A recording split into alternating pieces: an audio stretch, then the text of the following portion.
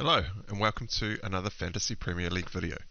My name is Steve and today we're taking a look at my transfer plans in order to bench boost in game week 29, and it's currently looking like we're going to be taking 12 points of hits. Now, to timestamp this, it's just rolling over 11 AM on Tuesday the 21st in New Zealand, which is about 10 PM on the Monday in the UK time.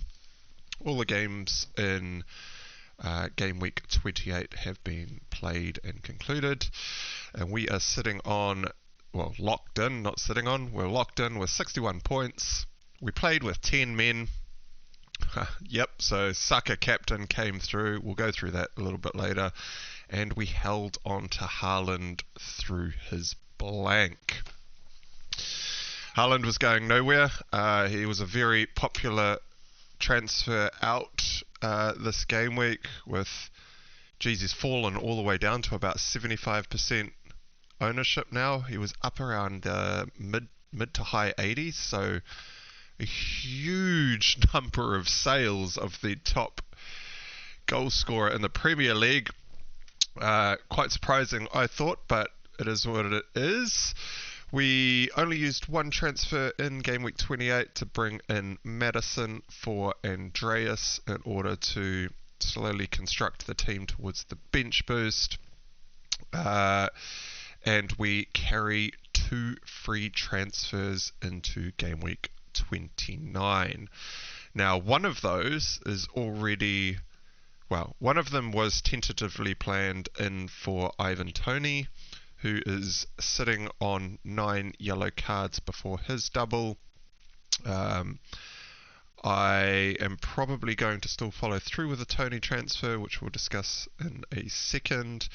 But another surprising keeper has been dropped. Danny Ward, who was one of the main reasons I was looking to bench boost in 29 way back in, I think, game week 24 is when I decided that 29 was going to be the bench boost, was because Leicester had a great looking double in 29 and we already had Danny Ward on the bench. But even though he has been dropped, I am actually taking this as a huge positive because he was dropped in game week 28, we actually have a chance to deal with him before locking in the bench boost in 29.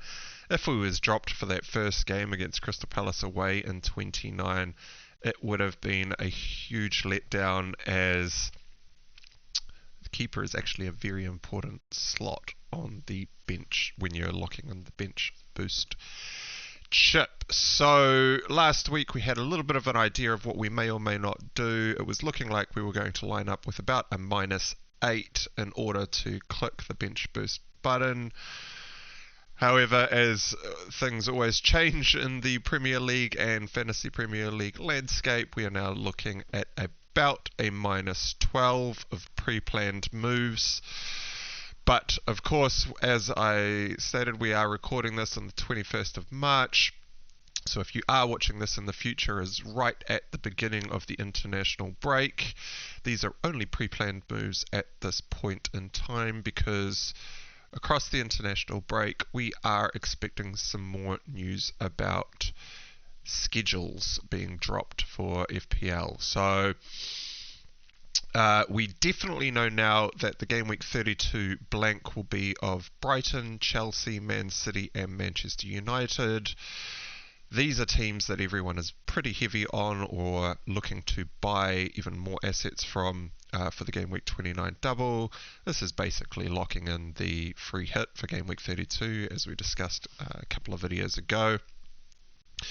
But we could also find out, so obviously don't make your transfers now because we're going into a 2-week international break. But across this international break, we should find out some more information about double game week 34. We should have those fixtures hopefully drop in before the game week 29 deadline. So we will have a better chance at planning exactly which assets are the best assets to bring in. This will be even more key well, a much more important piece of information, especially for those of you out there who are without your wildcards. But on top of the double game week 34 announcements, we could also have a chance of receiving some information about the Newcastle versus Brighton game that still needs to be rescheduled as well. If it is going to go into game week 31, this game could potentially go in game weeks 30, 31, 32, 33, 34, and maybe 35, I think, from memory. But if it is going to go into game week 31, we could also find out about that before the game week 29 deadline, according to some pundits who are very high into the future prediction scheduling. So definitely do not make any transfers until the end of the international break, because there's more news to come. There could potentially be some injuries coming across this break. We already see that Rashford is flagged on screen here. So, my team, to read it out for those of you without the visuals, I've got Kepa in net for his double against Aston Villa at home and Liverpool at home. We've got the defensive double up of Newcastle in Trippier and Botman for their doubles of Manchester United at home and West Ham away, which is not a great defensive double, but Newcastle are a relatively strong defensive team. We have Luke Shaw in the back line, who's got his double away to Newcastle and at home to Brentford. It's a little bit of a dubious defensive double up as well. Newcastle probably weren't as dangerous in attack, but the main man, their record signing, Alexander Isak, is back. He is playing 90 minutes and he is scoring goals. Brentford, however, could be without key man Ivan Toney in that second game. We will have to wait and see. I also have Tarkowski still in my team. He was one of... So I had 2 free transfers last game week, looking at game week 28. Tarkowski was obviously playing Chelsea, and he was one of those 2 planned transfers in. However, I decided that I actually needed 1 more week's worth of information to make my decision on him. I was considering bringing in Wesley Fofana from Chelsea, but he was flagged before the deadline, and I was a little unsure what was going on with his first ever call up to the French national team. I was also flirting with the idea of potentially bringing in another Newcastle defender, but I was also keeping an eye on Alexander Isak as of last week, thinking he could potentially be a replacement for Toney. I had been watching Isak earlier in the season and he did look good, but he's been out for so long it's a little bit hard to tell what was going on there, and so I did not necessarily want to lock myself out of the trade for Alexander Isak.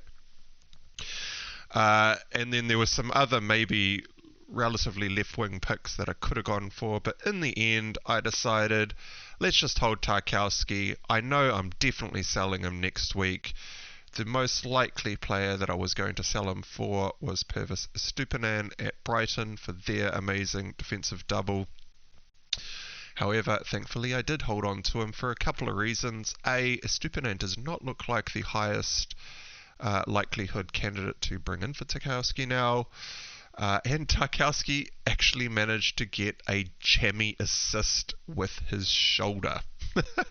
Yep, so Everton conceded 2 goals against Chelsea. He did lose the -1 for conceding the 2 goals, but he did pick up an assist, rewarding me with 4 points for holding onto him. In the middle of the park, my last defender, who's currently sitting on the bench.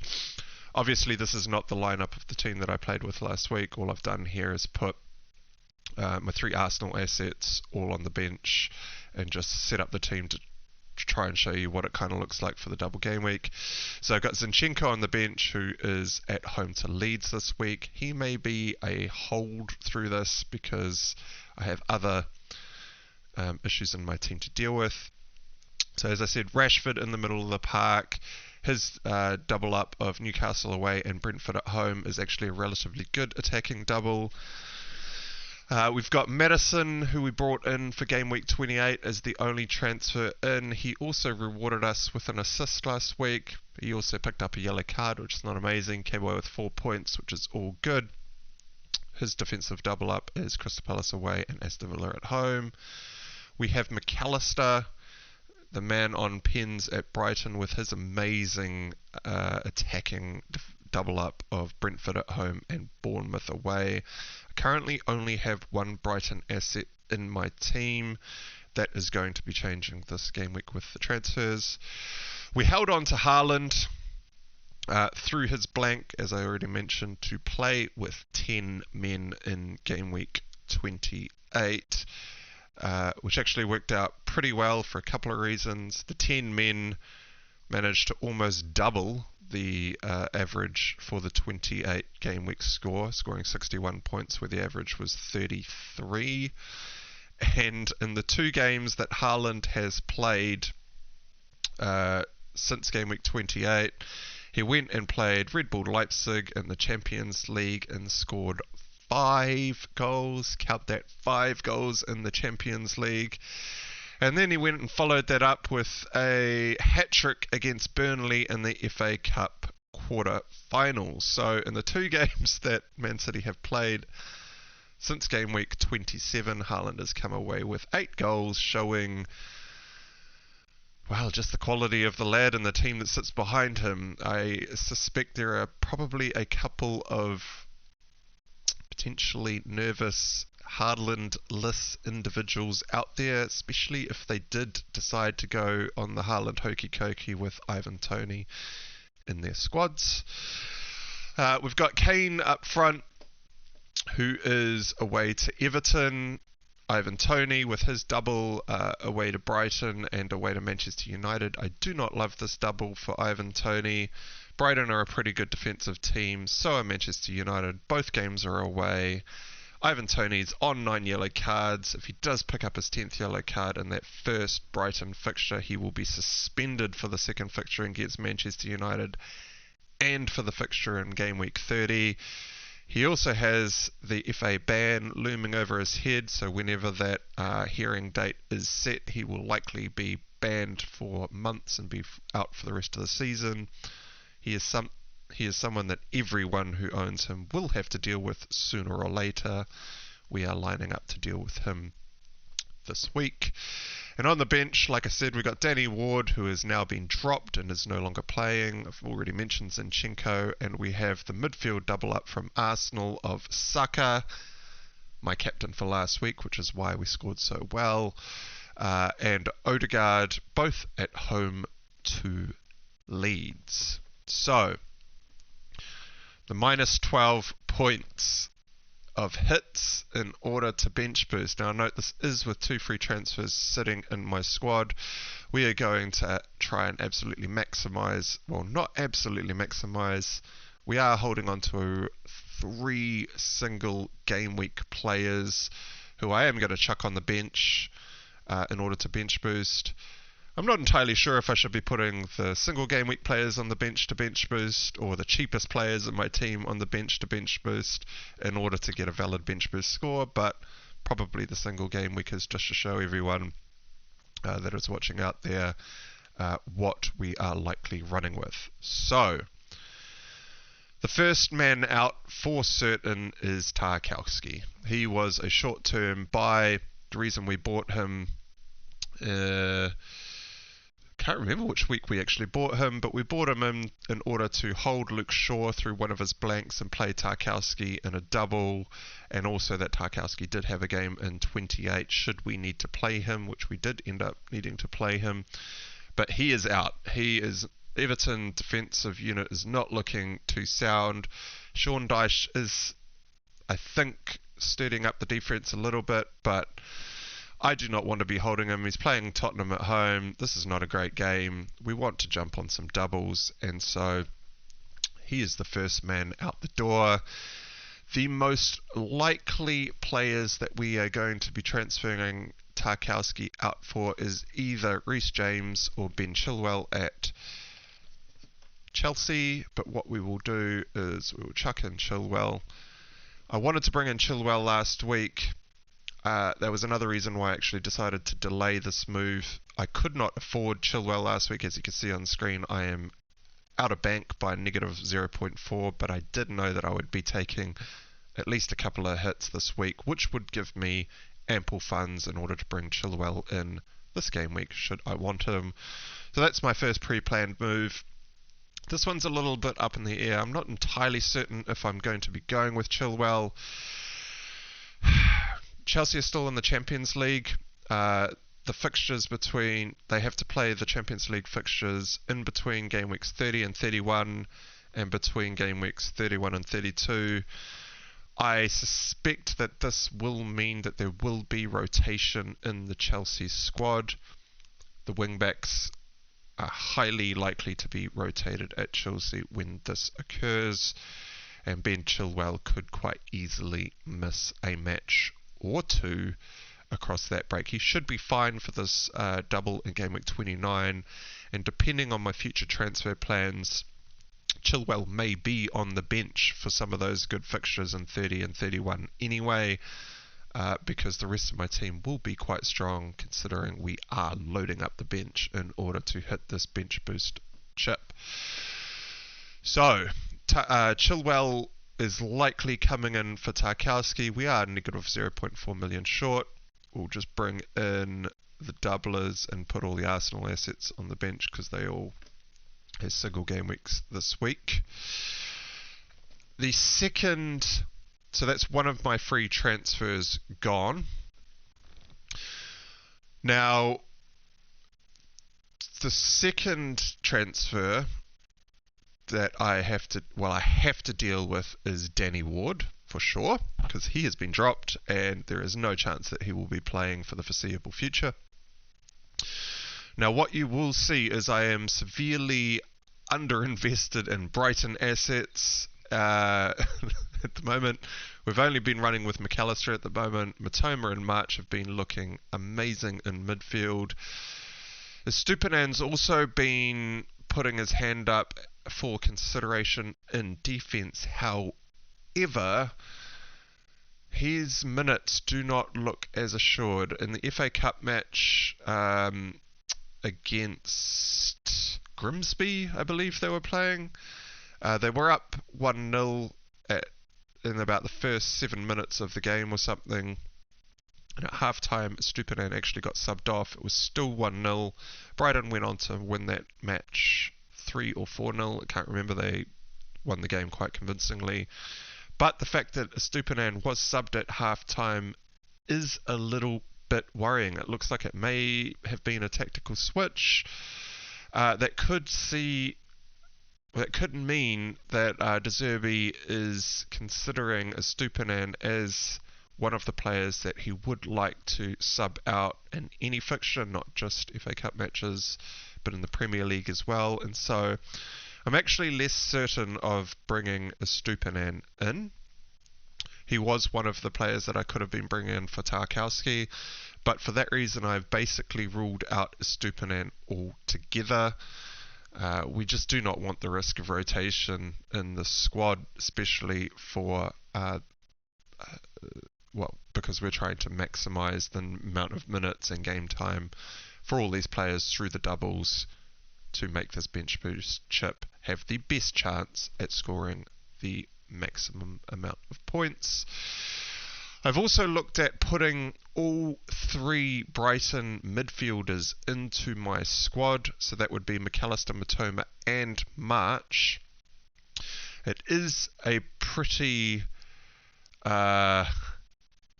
it's a very differential play indeed, and it could work. However, it is very restrictive on the midfield slots.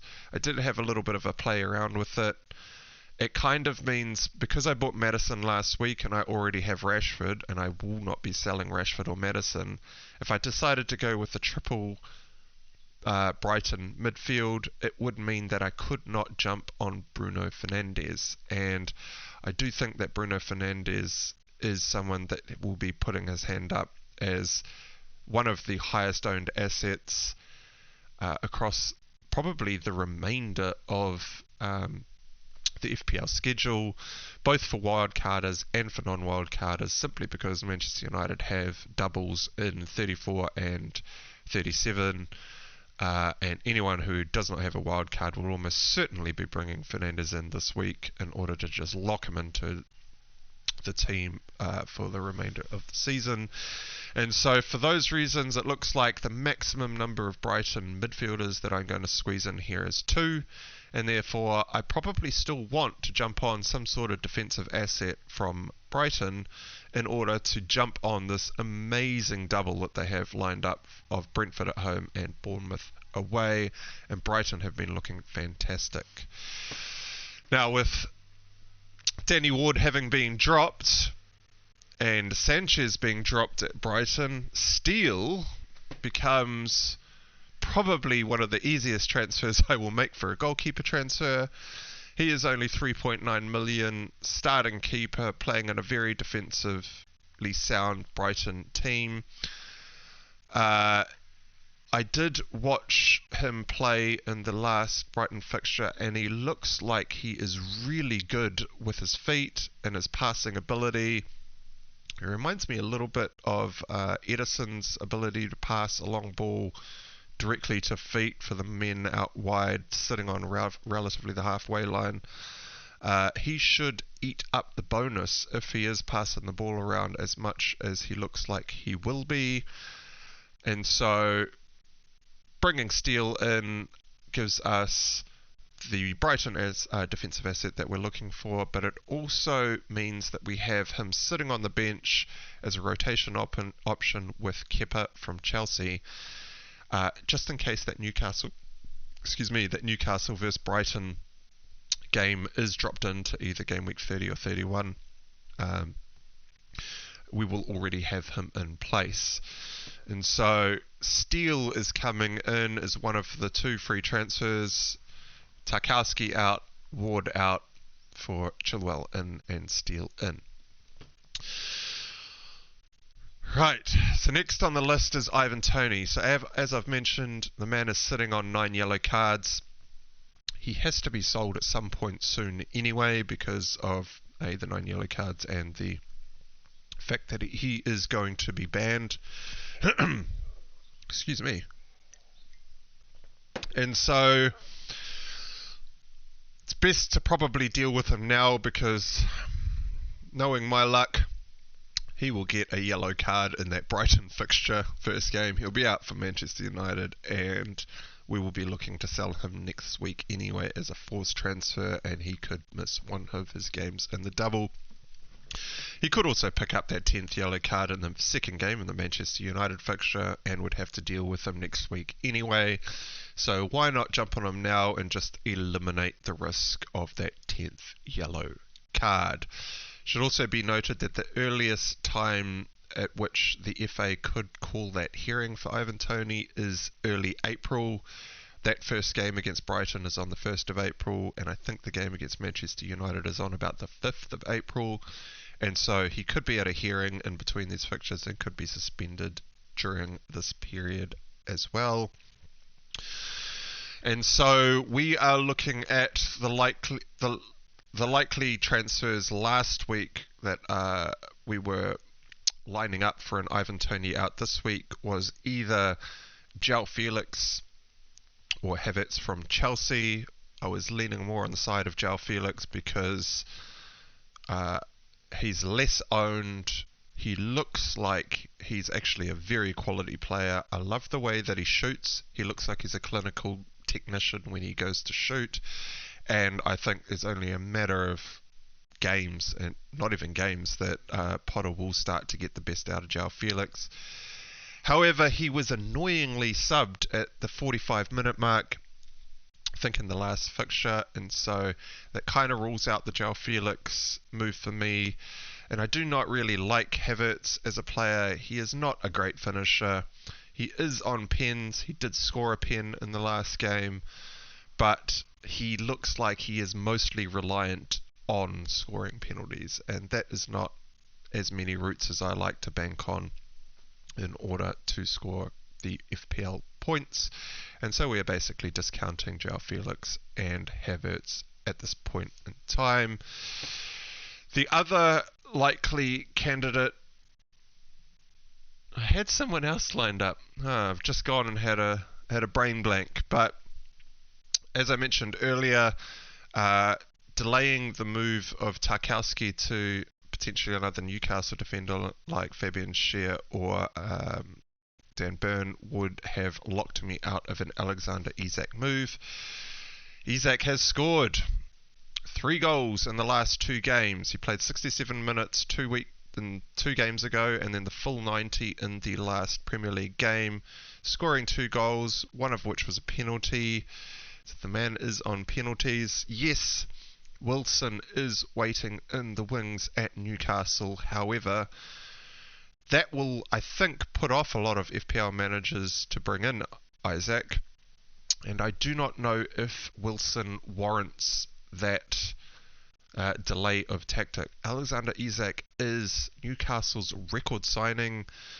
They will want to play this player as often as they can, and he does look like he has got a lethal shot on him. So Isak in for Toney.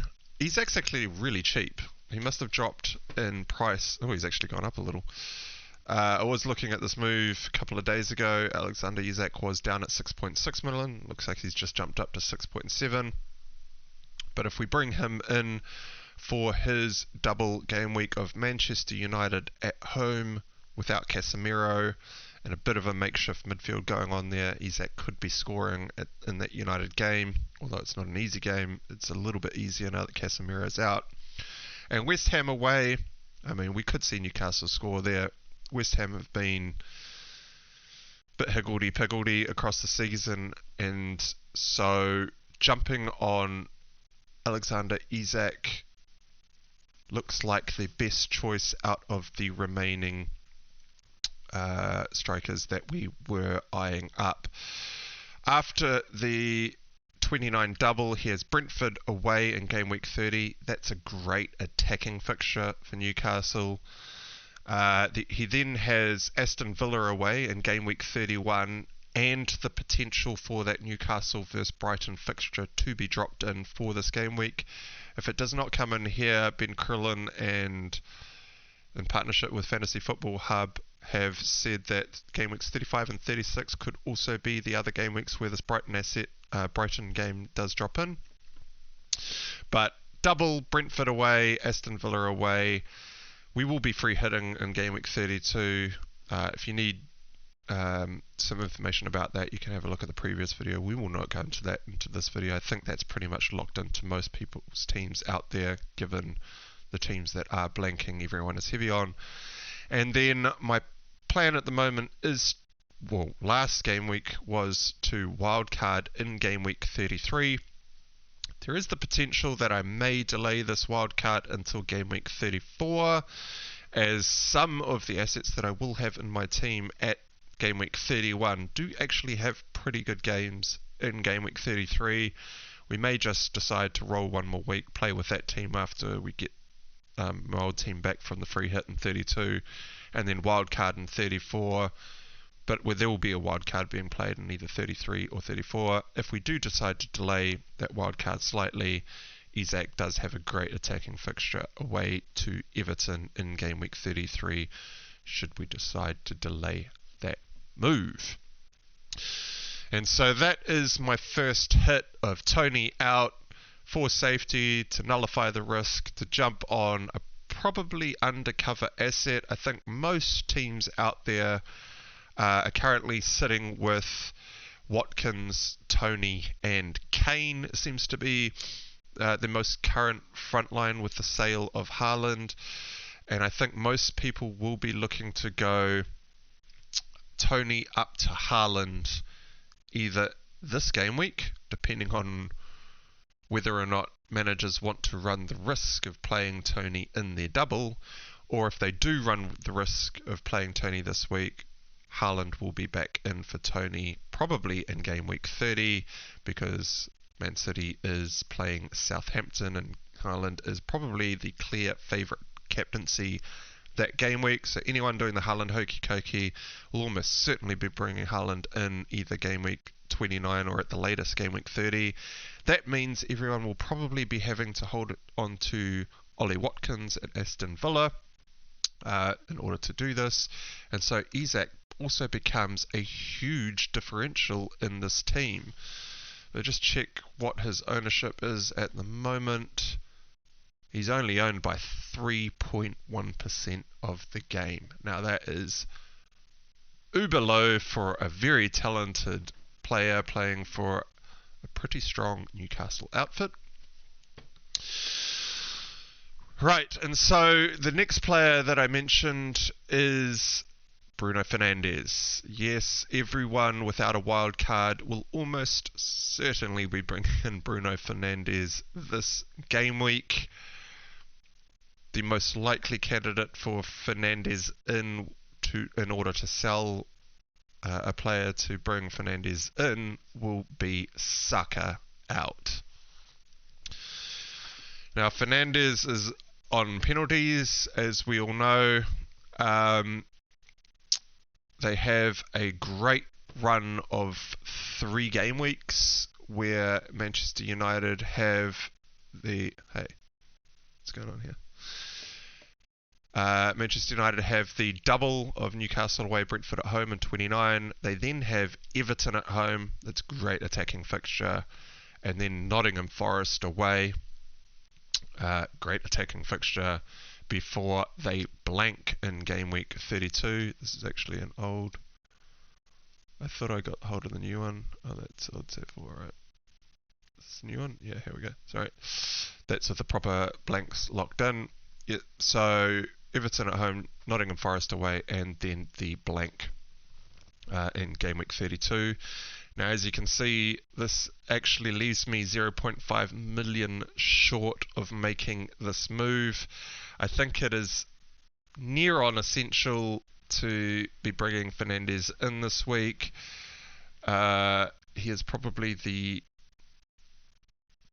highest owned player that I do not currently own, that will be owned in this game week, that could do some serious damage if we do not own him. We do not want to run the risk of not playing with Fernandes. He could be playing in the 10.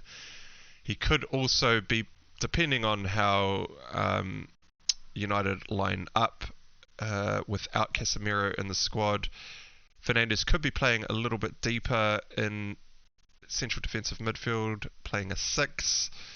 It's a bit hard to tell exactly how they're going to line up, but he could be playing in that 10. He is on pens. There's enough reason to warrant bringing him in for a hit, especially considering he has 2 games over Saka's 1. Even though Saka's just come off a monster 18-point haul, the only way we can get to Fernandes is in order to sell Saka. But we also need to sell someone else in order to make this move viable. We cannot afford Fernandes on his own. So if we drop Fernandes in and put Kane to the bench, the only 2 other players that I am looking to sell in order to fund the move of Fernandes is selling another Arsenal asset. That is either Odegaard out or Zinchenko out. Like I said, I am already a little bit light on Brighton. We have got the additional defender in place with Steele on the bench, but this is an amazing attacking double up for Brighton. Brentford at home and Bournemouth away. Excuse me. And Brentford at home and Bournemouth away. This is a great attacking double up for Brighton. I am more likely going to jump on a Brighton midfielder for Odegaard than I would be to find a non-Brighton defensive asset in order to replace Zinchenko. And March and Matoma are so cheap at 5.1 million and 5.5. What's Matoma worth at the moment? Yeah, Matoma's 5.5. I'm probably going to side with March instead of Matoma, simply because he is on a few set pieces does take a lot of shots. He seems to shoot a little bit more than Matoma as well. And so we look like it will be Odegaard out, March in. That gives me enough funds to get Fernandes in for Saka.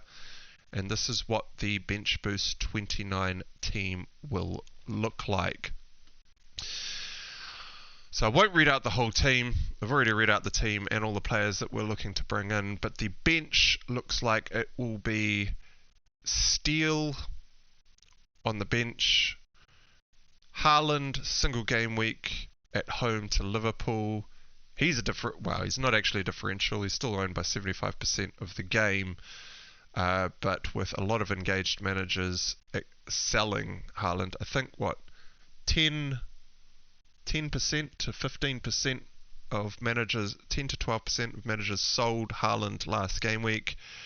That is 1.1 to 1.5 million managers that are now without Haaland. So we could get some rank rises over those 1 to 1 million people who will be relying on Ollie Watkins to keep pace with Haaland. I'm hoping Haaland can absolutely do the business here. We're going with Kane as a single game weeker away to Everton. He could definitely go mental at Everton and score a couple of goals or more. And we have Zinchenko as our lonely defender on the bench, playing Leeds at home. This could be a clean sheet. Zinchenko could get some attacking returns here. If I was inclined to even go a little bit more harder and take one more hit, it would be Zinchenko out potentially for a doubler. However, I do not see a hell of a lot of defensive options that I prefer over Zinchenko's one game against Leeds at home. The only other team that looks like they have a great shot at a defensive double clean sheet, just based on fixtures, is probably Leicester. And that's Crystal Palace away. Crystal Palace just cannot score in a brothel. And Aston Villa at home. Aston Villa have been doing a little bit better with their attack as of late, and as we all know, Leicester have been horrible in defence. I do not want to be really jumping on any Leicester defenders. Whether or not dropping Danny Ward to the new man that they actually brought. I've actually forgotten his name off the top of my head. Jeez. Iverson, 3.8 million. Whether or not Iverson is going to be the key that makes Leicester City the defensive unit that they need to be in order to jump on someone like a Castagna for Zinchenko, I'm not sold on that move. I think Zinchenko's probably got more chance of outscoring 2 games of a Castagna, and I do not see a hell of a lot of other doublers this week that have a really good shot at keeping 2 clean sheets. And so playing with a really good single game week player in Zinchenko over a bit of a hit and hope 4-point swing at a Leicester defensive double up, or potentially some other team. If you do think there's another defensive team out there with a double, obviously I'm not looking to sell Zinchenko for a single game weeker for a 4-point hit. I would just play Zinchenko instead. It would have to be a doubler that I'm bringing in. If you know of someone else that looks like it might be going under the radar, or I have not considered or mentioned here, drop us a comment below. And if you're new to the channel and aren't aware, I typically aim to get back to all commenters usually within about a day to a day and a half or so in order to respond. So drop me a comment, I will write back to you. And this is what the Bench Boost team is looking like. We will not go into the future game weeks because we're already hitting the 40-minute mark, and I have not done a game week 28 review. Just a quick note on captaincy. We will not make a decision on captaincy right now. Currently, the probable standout captains this week look like McAllister, either Fernandes or Rashford maybe, or an outside chance at maybe a Maddison. Probably not a Maddison though. So we're probably looking at either McAllister or one of the United assets for captaincy, but obviously things will change across the international break. We will have a bit of a better think about that later. Right, so game week 28, 10 men. We got a 300k rank rise. We were just outside the 1 million at the start of game week 27. So we've actually done some strategic plays across game week 25-26, where we've in game week 25 in the blank double we played with 10 men as well. We got a small red arrow there. Game week 24 we were on 9 consecutive green arrows. Game week 25 would have been the 10th, but we decided to delay some transfers in order to make game week 28, 29 and these upcoming game weeks a lot easier to navigate with less hits being played. And as you can see, delaying the moves has paid off hugely. We've got up 300,000 places, 61 points scored with a game week rank of 600k, with just the one transfer of Andreas out and Maddison in. Now, Tarkowski ended up being a great hold. We got away with this one. He got a very jammy assist from a corner. Tarkowski is the target man at Everton. If you are planning to own any Everton defensive asset, Tarkowski is the only one that you should probably be looking at, because Sean Dyche's just get all roads lead to Tarkowski on set pieces, and that looks like how they are planning to win games. Great jammy assist for Tarkowski. We were super happy about that, considering that they did concede twice. We got the 4 points out of him, and all of the other players that we were looking to potentially bring him in for would have done worse in terms of points, but also worse in terms of strategy. And so we now have the opportunity to jump on Chilwell, as will have the funds this week in order to make the plays. The Newcastle defensive double up was looking like one of the best chances at clean sheets last week, going away to Nottingham Forest. Unfortunately, Sven Botman had an absolute brain explosion and did a back pass to the striker of Nottingham Forest to put him in one-on-one with the keeper, which he did not screw up. They conceded their one goal that way. Nottingham Forest continue to score at home. What else have we got in here? So we got Kepa. Okay, he is short for my team. He looks... I don't know what to say about Kepa. What's that old saying? If you do not have something nice to say, don't say anything at all. He let in a howler of a goal that he should have saved. That would have saved us 1 point out of these 2. He's done alright for us for a little bit, but I think he is going to be disappearing on the wild card, even though Chelsea look like they've got an okay run of fixtures. I don't know, Kepa he seems to be a little bit more of an issue than he is worth holding on to.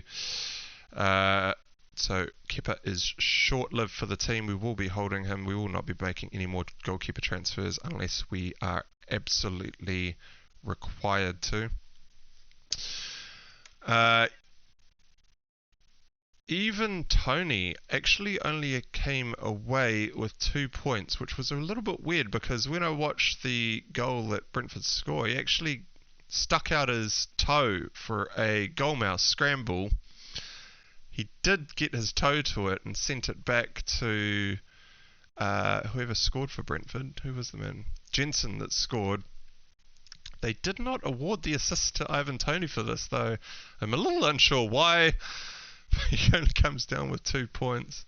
I'm not too sure what happened there. He definitely did get his toe to it. Maybe they thought it was more of a ricochet than a planned pass, and so He does not get awarded this assist.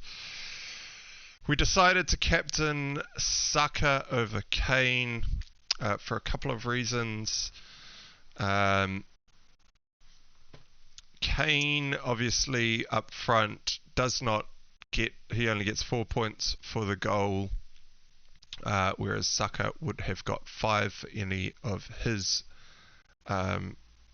goals there. But the main reason that we went with captaining Saka this week is Crystal Palace have been abysmal for about the last 3 to 4 weeks.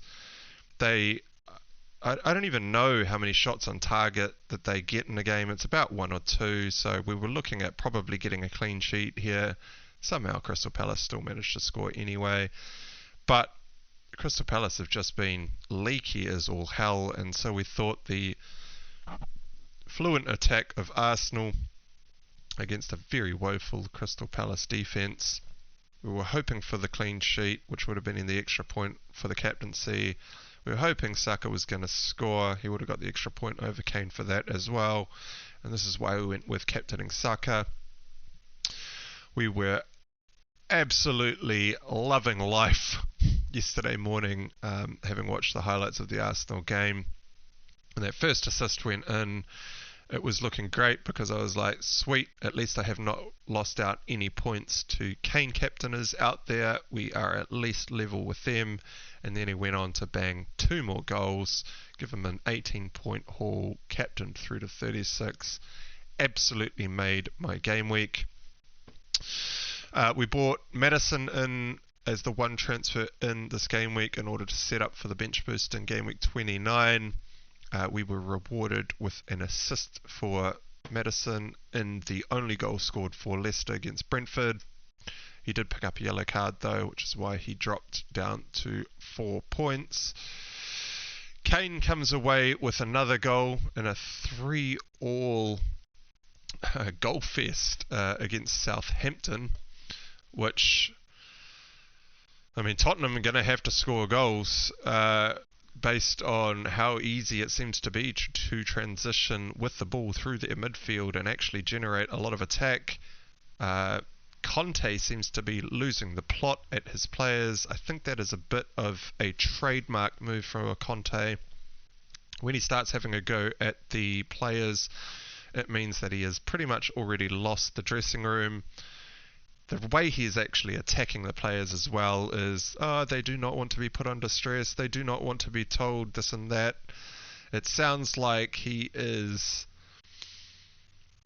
Well, I've had coaches in the past throughout my career, some that manage really well and understand that players play the best when the top 3 inches is in order. And then there are those very passionate and... I was going to say know-it-all, but that is just not at all what I am looking for. Those managers who know that they like the game played a specific way. Mourinho would be another manager like this. That has the tendency to clash with personalities in the dressing room. And this is why you will see the likes of Mourinho and Conte settle in a club and only last a couple of years before the players just get sick and tired of the way that they are treated. That is my guess as to what is happening over at Tottenham. Conte looks like he wants out. This will obviously mean that Tottenham are going to probably struggle a little bit, especially in defence, without their... I think Bentancur is still out, but also without Lloris and net. Kane, though, is just so much quality that if he is given opportunities to score, he will probably sink those opportunities. And Tottenham have enough quality around the pitch in order to generate enough attack for Kane to get his fair share of opportunities. And so consistent Kane remains in the team because he is consistently scoring points. And that is how game week 28 played out. So that's it for today's video. Considering that you are listening to this right now, you've made it through the whole video, please do give this video a like. It does help me out with the algorithms out in YouTube land. And if you are new to the channel and do want to be notified about future content coming your way, hit that big red subscribe button and the bell icon to be notified about more FPL content coming your way. And until next time, I will catch you again shortly. Cheers.